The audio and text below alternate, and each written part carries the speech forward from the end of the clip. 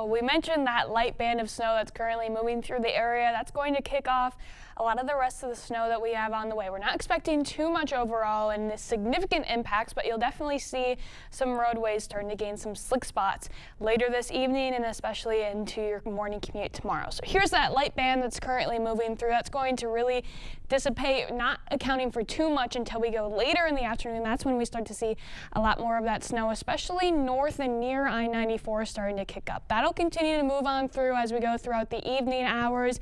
Everybody will be starting as mainly seeing snowfall, but as we get into the later evening hours, here we are around 7 p.m., you can see areas more into northeastern Iowa and far southern Wisconsin starting to pick up on the potential for some freezing drizzle. That'll continue into the late evening hours, again, mainly for those areas near the Wisconsin and Illinois border, but there is a chance for some of that freezing drizzle to make its way a little bit farther into our area, mainly staying well south of I-90, and that snow will continue on. We'll see mainly snow then for the rest of the night, but that'll really finish up as we go early into Thursday morning, giving us mainly cloudy skies when we wake up, actually seeing some sunshine poke out as we go later in the day. So here's those snow totals again, mainly significant for areas north of I-94 where you're going to be seeing snow for the entire portion of this period, only looking at around 1 to 2 inches. Some areas could be picking up maybe 3 inches of fresh snowfall, but we're really not expecting too much overall in our area for snowfall. Everybody else south of I-94 seeing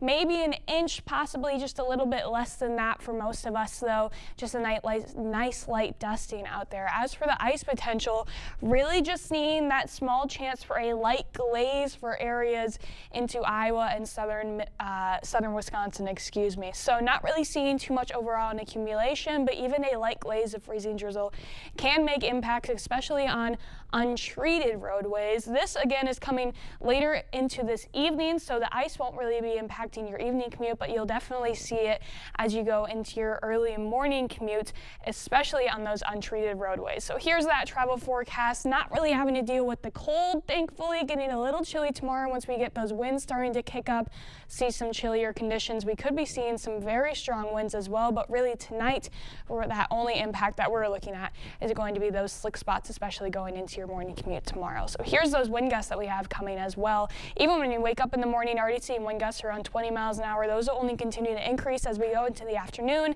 Already seeing wind gusts around 30 to 35, and then later into the day, we could see some isolated gusts as high as 40 miles an hour. So definitely a windy afternoon for areas north of I-94. Depending on how much fresh snowfall we get, there could be some small drifting snow with these wind gusts. So definitely something to be aware of.